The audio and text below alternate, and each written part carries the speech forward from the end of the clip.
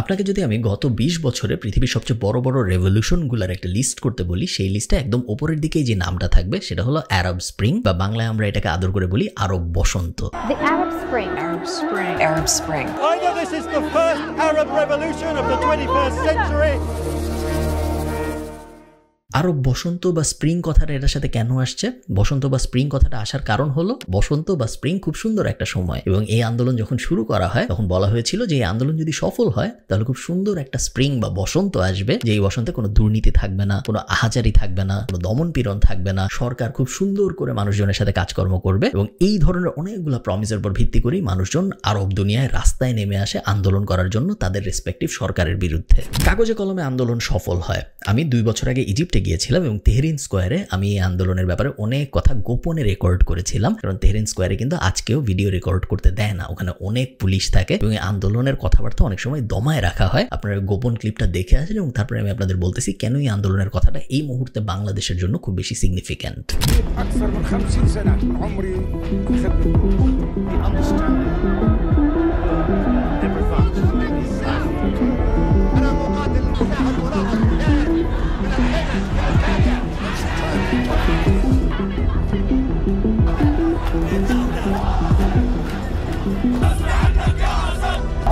Protests that began 10 years ago in Tunisia.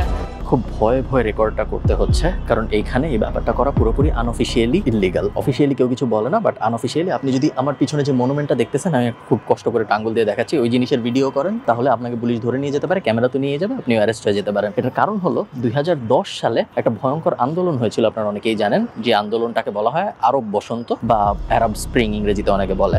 আরবে হয়েছিল এবং কি আগের জায়গা থেকে সরে যেতে হলো, কারণ কিছু পুলিশ এসে আমাদের বলেছিল যে ভিডিও রেকর্ড করা যাবে না ওইখানে। এই কারণে আবার একটু সরে দাঁড়ালাম এবং পুরোপুরি প্রিটেন্ড করছি যে আমাকে দেখা যাচ্ছে না, ক্যামেরা অনেক দূরে একজনের হাতে দিয়ে এসেছি যাতে উনি বুঝতে না পারে কেউ যে আমি ভিডিও রেকর্ড করছি। অনেক পুলিশ চারদিকে, এবং ব্যাপারটা একটু অদ্ভুত যে এত পুলিশ এই ব্যাপারটাকে প্রোটেক্ট করার চেষ্টা করতেছে যে এইখানে ছবি তোলা যাবে না বা ভিডিও করা যাবে না। যেটা বলছিলাম, আরব বসন্ত যখন হয় বা আরব স্প্রিং যখন হয় তখন 4টা দেশে একসাথে আন্দোলন শুরু হয়, এবং প্রত্যেকটা দেশের আন্দোলনের কাহিনীটা মোটামুটি একই। সবাই আন্দোলন করে দুর্নীতির বিরুদ্ধে, সবাই আন্দোলন করে বাজে সরকারের বিরুদ্ধে, এবং সবাই ক্ষমতা পরিবর্তনের জন্য আন্দোলন শুরু করে। এবং আফ্রিকার যে 4টা দেশে আন্দোলনটা হয় তারা হলো তিউনিসিয়া, লিবিয়া, ইয়েমেন, এবং আমি এখন যেখানে দাঁড়িয়ে আছি সেই ইজিপ্ট।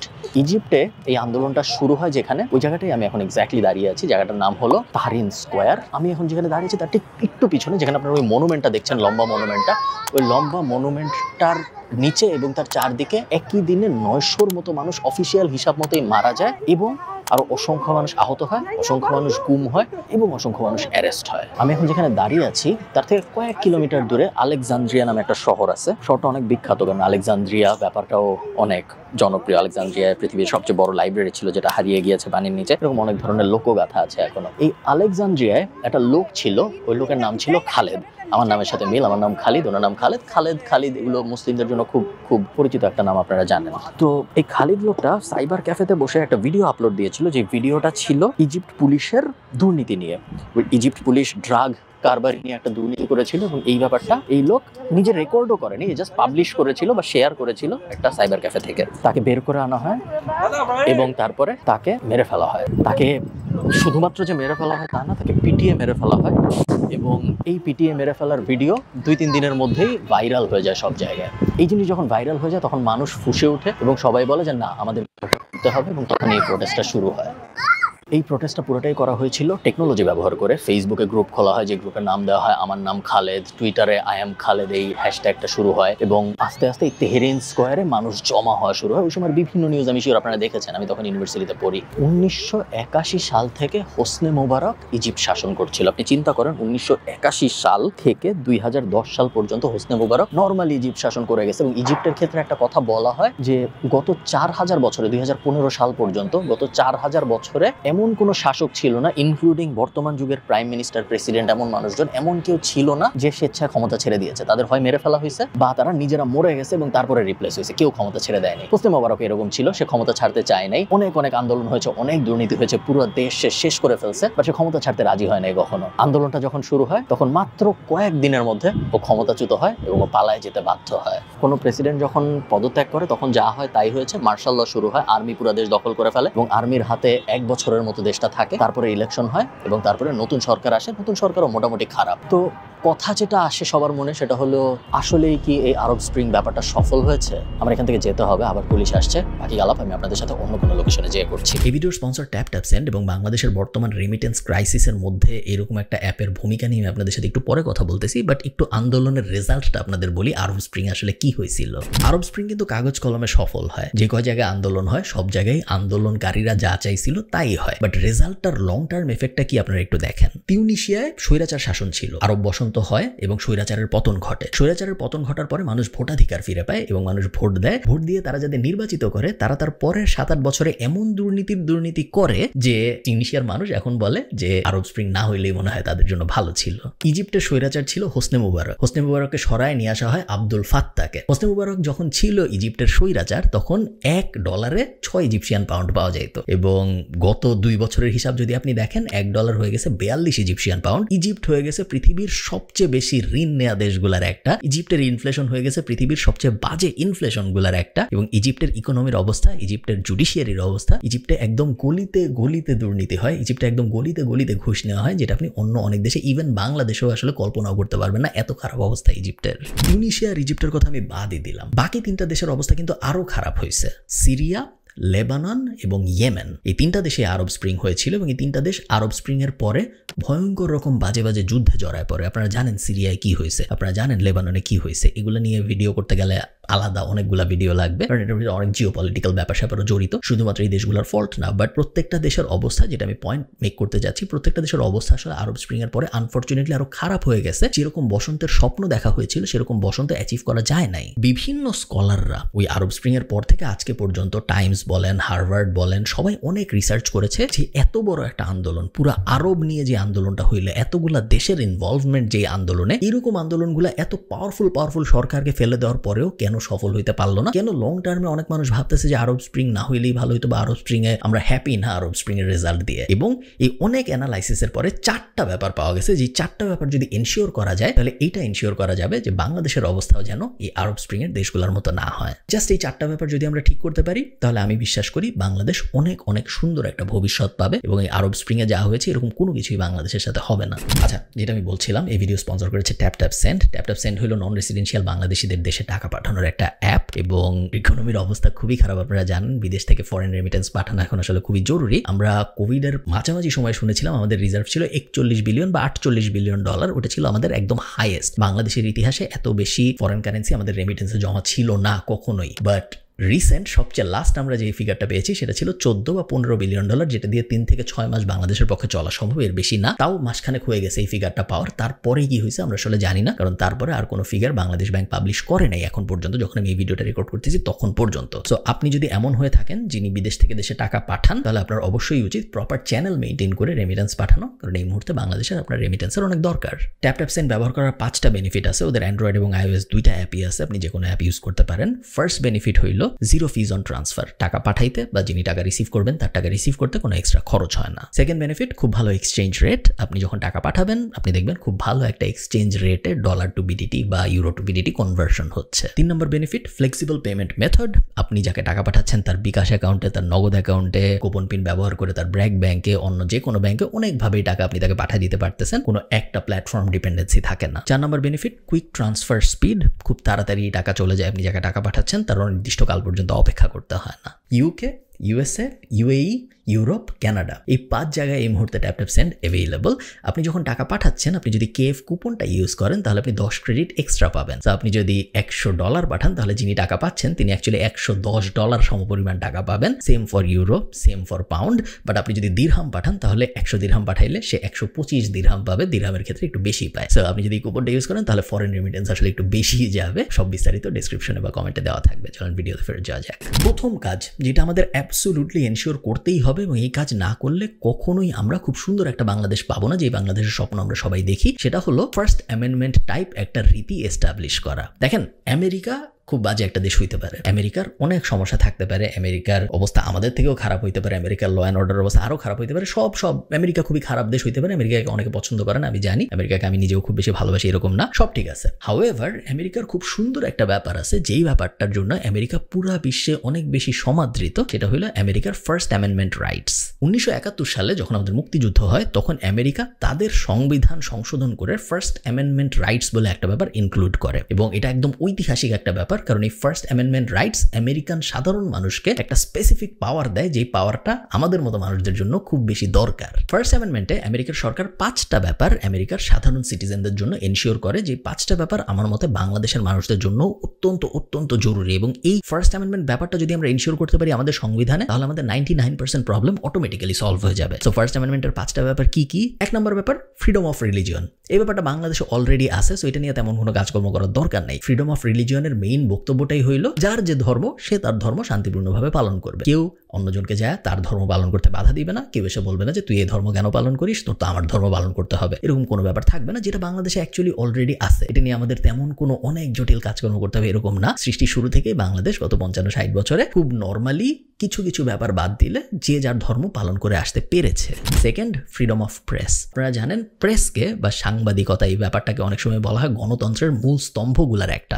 আমরা কেন যেন এটা ভাবি যে সাংবাদিকতাকে বা সাংবাদিকদের বা প্রেসকে যদি আমরা ফ্রিডম দেই তার মানে হইল সরকার অপরাধ করবে। সাংবাদিকতার যে সাংবাদিকদের যেহেতু ফ্রিডম আছে, তো সাংবাদিকরা এখন এই অপরাধগুলো খুঁজে খুঁজে বের করে রিপোর্ট বানায় জনগণকে দেখাবে যে দেখো তোমাদের সরকার কত খারাপ। ব্যাপারটা কিন্তু অ্যাকচুয়ালি ওইরকম না। আপনি যখন প্রেসকে ফ্রিডম দিবেন, প্রেসের যখন স্বাধীনতা থাকবে, তখন প্রেস পুলিশের ভিতরে দুর্নীতি আছে নাকি খুঁজে বের করবে, সরকারের ভিতরে দুর্নীতি আছে নাকি খুঁজে বের করবে, সাধারণ জনগণের ভিতরে দুর্নীতি আছে নাকি খুঁজে বের করবে, সরকারি অফিসে তো দুর্নীতি আছে নাকি খুঁজে বের করবে, বেসরকারি অফিসেও দুর্নীতি আছে নাকি খুঁজে বের করবে। প্রেস একটা পুলিশ টাইপের কাজকর্মই করে, এবং এই কারণেই প্রেসকে রাষ্ট্রযন্ত্রের খুব একটা অবিচ্ছেদ্য ইম্পর্টেন্ট অংশ হিসেবে ধরা হয়, এবং তাদের ফ্রিডমটা খুব বেশি জরুরি। এই যে ভুল ধরায় দেওয়ার ব্যাপারগুলা, প্রেস যখন ফ্রিডম নিয়ে কাজ করে এবং তারা যখন সরকারকে যায় ফর এক্সাম্পল বলে যে পাসপোর্ট অফিসে তো ঘুষ হচ্ছে, এই বলার ব্যাপারটা, এই ধরায় দেওয়ার ব্যাপারটা আসলে সরকারকেই হেল্প করে ওই ব্যাপারটা ফিক্স করায়, যাতে সরকারের উপরে জনগণ আরো হ্যাপি হয়। সো প্রেসকে আপনি যদি ফ্রিডম দেন, হ্যাঁ শর্ট টার্মে মনে হইতে পারে যে ও তো আমার এই দোষ দেয়, ও তো আমাকে নিয়ে খারাপ খারাপ কথা বলে, বাট লং টার্মে ও আসলে আপনাকে ভালোভাবে গভর্ন করতেই হেল্প করে, এবং এই কারণেই ফ্রিডম অফ প্রেস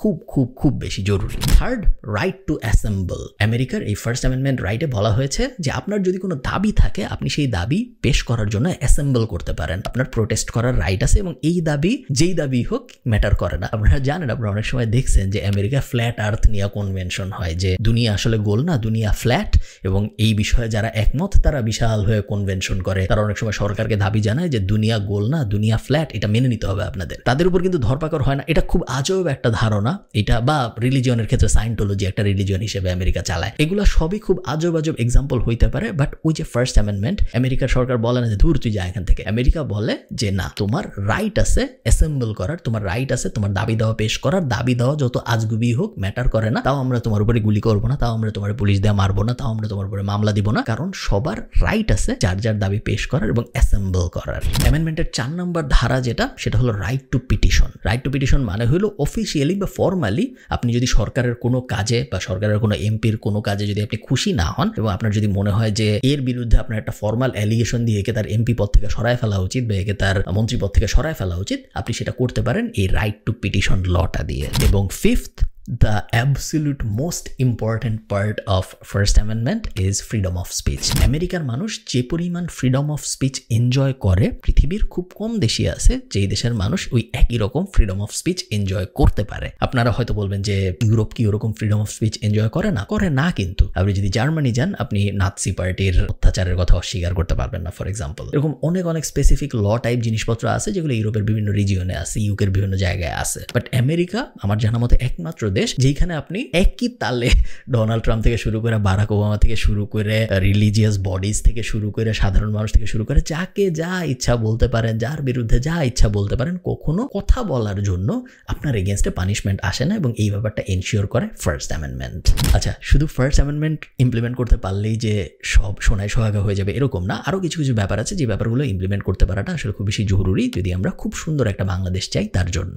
সবচেয়ে ইম্পর্টেন্ট ব্যাপারগুলোর একটা হলো বিচার বিভাগ এবং আইন প্রয়োগকারী সংস্থাকে সরকার থেকে পুরোপুরি আলাদা করে ফেলা। আমি দেখেছি এই বিষয়ে অলরেডি কাজ হচ্ছে, বাট কতটুকু কাজ হবে আমি জানি না। আইন প্রয়োগকারী সংস্থার ক্ষেত্রে উপদেষ্টা বলেছেন যে পুলিশকে আলাদা কমিশনের আন্ডারে নিয়ে আসা হবে। কতটুকু করা হয় আমরা এখনো জানি না, বাট আমরা দেখবো হয়তো করা হবে। আইন প্রয়োগকারী সংস্থার বাদেও এমনিতে যে আমাদের লোয়ার কোর্ট এবং হাইকোর্ট আছেন, এদেরকেও পুরোপুরি সরকারের প্রভাব মুক্ত রাখাটা খুব বেশি জরুরি, যেন যখন যেই সরকার আসুক সেই সরকার যেন এই লোয়ার কোর্ট বা হাইকোর্ট বা অ্যাপিলেট ডিভিশন বা পুলিশ এগুলোকে ব্যবহার করে তাদের মতের এগেইনস্টে যায়, এরকম মানুষজনদের উপরে যেন দমন পীড়ন করতে না পারে। 3 নম্বর কাজ, সরকারি কাজে সাবজেক্ট ম্যাটার এক্সপার্ট বাড়ানো এবং রাজনীতিবিদ কমানো। দেখেন, এটা একটু ফিলোসফিক্যাল ডিসকাশন হয়ে যাবে আপনার এবং আমার, বাট আপনি আমার সাথে বোঝার চেষ্টা করেন ফিলোসফিক্যাল ডিসকাশনটা কোথায়। বাংলাদেশের সিস্টেমটা বা গণতান্ত্রিক সিস্টেমটা, শুধু বাংলাদেশের না, এই ব্রিটিশ যে সিস্টেমটা, এই সিস্টেমটার মধ্যে একটু সমস্যা আছে। সমস্যাটা কি দেখেন, মনে করেন আমি ঠিক করলাম আমি সরকার গঠন করব বাংলাদেশে, আমি একটা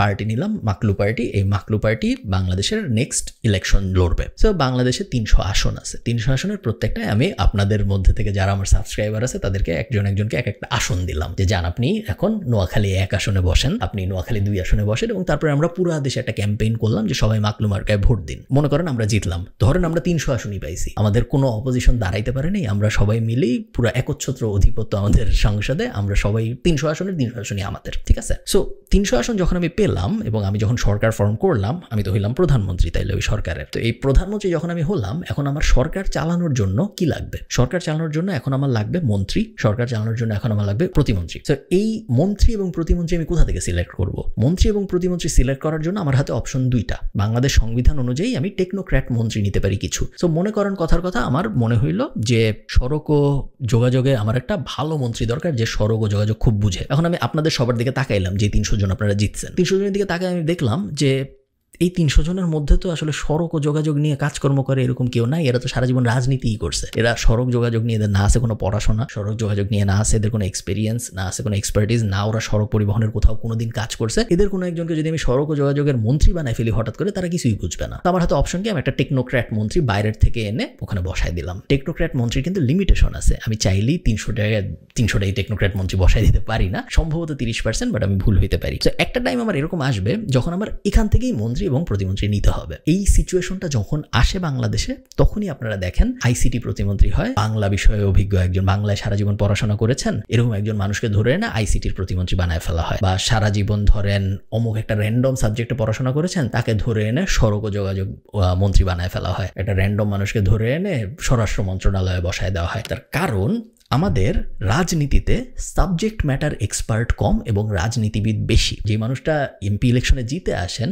বাংলাদেশে, আওয়ামী লীগ হোক, বিএনপি হোক, অন্যান্য যে কোনো পার্টি হোক, তার কোনো একটা সাবজেক্ট ম্যাটারে এক্সপার্ট হওয়ার চান্স খুব কম এবং তার রাজনীতিবিদ হওয়ার চান্স খুব বেশি। এবং যখন এভাবে 300 আসন থেকে 300 রাজনীতিবিদ উঠে আসেন এবং সাবজেক্ট ম্যাটার এক্সপার্টরা তো আসলে রাজনীতি করবে না, তারা তো তাদের ক্যারিয়ারে বিজি, তারা তো তাদের লাইফে বিজি। সো তারা যখন তাদের ক্যারিয়ারে বিজি, তারা যখন লাইফে বিজি, তখন যে ভ্যাকিউমটা, ওই ভ্যাকিউমটা কে ফিল আপ করবে? এমন মানুষ ফিল আপ করবে যাদের আসলে তেমন কোনো কাজকর্ম নাই। এমন মানুষ যখন রাজনীতিতে আসবে এবং এমন মানুষ যখন এমপি ইলেকশন করে জিতবে, তারপরে সে যখন যে মন্ত্রী হবে, প্রতিমন্ত্রী হবে, তখন তাহলে আমরা এই ডিভিশনগুলার উপরে এমন মানুষকে বসাই দিলাম, সে আসলে ওই বিষয়ে তেমন কিছু জানে না। হ্যাঁ, তার সরকারি গভর্নেন্স সিস্টেম আছে, তার আমলাতন্ত্র আছে, সে সবকিছু চালাইতে পারে। বাট আপনি চিন্তা করেন, মনে করেন আপনি একটা আইটি কোম্পানি চালান। এখন আপনার আইটি কোম্পানিতে আপনি একজন মানুষকে হায়ার করবেন। আমি আপনাকে বললাম আপনার হাতে 2টা অপশন। গত 20 বছর ধরে জনগণের জন্য অনেক কাজ করছে এরকম একজন মানুষকে আপনি আইটি কোম্পানিতে নিতে চান, নাকি গত 20 বছরে আইটি বিষয়ে পড়াশোনা করছে, আইটি বিষয়ে একটা কোম্পানিতে চাকরি করছে, আইটি বিষয়ে একটা কোম্পানি চালাইছে, আইটি বিষয়ে এক্সপার্টিস আছে এমন একটা মানুষকে আপনার কোম্পানিতে সিইও বানাইতে চান? জনগণের জন্য কাজ করা অনেক ভালো, বাট জনগণের জন্য অনেক কাজ করছে বলেই সে এসে একটা আইটি কোম্পানির সিইও হয়ে আইটি কোম্পানিকে ভালো করতে পারবে? নট নেসেসারি, কারণ দুইটা পুরোই দুই জিনিস। এই সমস্যাটা, এই ফান্ডামেন্টাল সমস্যাটার কারণেই অনেক সময় দেখা যায় আমাদের রাজনীতিবিদরা বা এই রাজনৈতিক সিস্টেমটা চাইলেও অনেক ভালো কিছু করতে পারে, আমাদের ভালো কিছু করার এক্সপার্টিসটাই আসলে নাই, কারণ আমাদের সিস্টেমটাই এমন যে সিস্টেম থেকে এক্সপার্ট মানুষ উঠে আসবে না কখনো। ফোর্থ, যেটা লাস্ট, ভিডিও অনেক বড় হয়ে গেছে, আমি শেষ করবো, সেটা হলো কমন সেন্স অ্যাপ্লাই করা। আমরা যদি আবার ভোট দিতে যাই কখনো, আমরা যদি ভোট দেওয়ার সুযোগ পাই, আমরা যখন ভোটটা দিব, আমরা যখন মার্কাগুলার দিকে তাকাবো, আমরা যখন মানুষগুলার নামের দিকে তাকাবো, তখন আমরা একটা কমন সেন্স অ্যাপ্লাই করার চেষ্টা করব। কমন সেন্সটা এইরকম যে একটা কাউন্সিলর বা একটা এমপি, ধরেন একজন এমপির বেতন হয় 85,000 টাকা বা 90,000 টাকা বা 1,05,000 টাকা, এরকম একটা এমপির বেতন হয়। খুব বেশি আহামরি বেতন হয় এরকম না।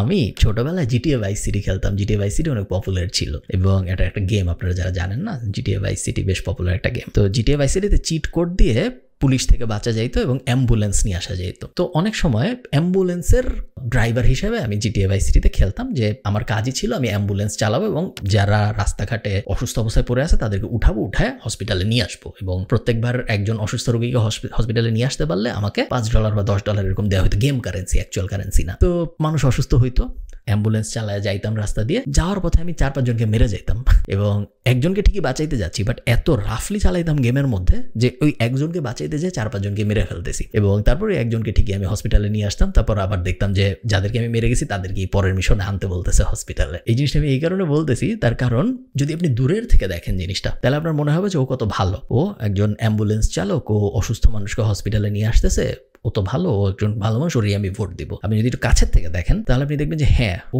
আমার উন্নতি করতে চায়, একজনের তো উন্নতি করতেছে, বাট ওই একজনের উন্নতি করতে যাওয়া আরো 5 জনের ক্ষতি করে ফেলতেছে, 5-6 জনকে মেরে তারপরে একজনের উন্নতি করতেছে। এই উন্নতির যে করতে চাচ্ছে তাকে কি আসলে আমার ভোট দেওয়া উচিত? তো আমাদের রাজনীতিটা অনেক ক্ষেত্রে এরকম হয়ে গেছে, এবং এই কারণে যখন আপনাকে কেউ এসে বলবে, হঠাৎ করে আপনার দরজায় নক করে কেউ বলবে যে আমাকে ভোট দিয়েন, তার কারণ আমি চাই আপনার উন্নতি করতে, তখন আপনি একটু কমন সেন্স অ্যাপ্লাই করে চিন্তা করবেন যে এই 1,05,000 টাকা বেতনের চাকরি করবেন আপনি, এই চাকরি করার জন্য আপনি এত স্যাক্রিফাইস করতেছেন, গত 20 বছরে আপনি কিছু করেন নাই, রাজনীতি করছেন জাস্ট আমার উন্নতি করার জন্য, আমার জন্য আপনার এত মন কাঁদে, এই আসনটার জন্য, এই ঢাকা 10 আসনের জন্য আপনার এত মন কাঁদে যে আপনি আপনার সব কিছু ছেড়ে ছুড়ে শুধুমাত্র আমার উন্নয়ন করার জন্য এত স্যাক্রিফাইস করতেছেন, এত স্যাক্রিফাইস করে ইলেকশন করতেছেন। এটা কি আসলে সত্যি?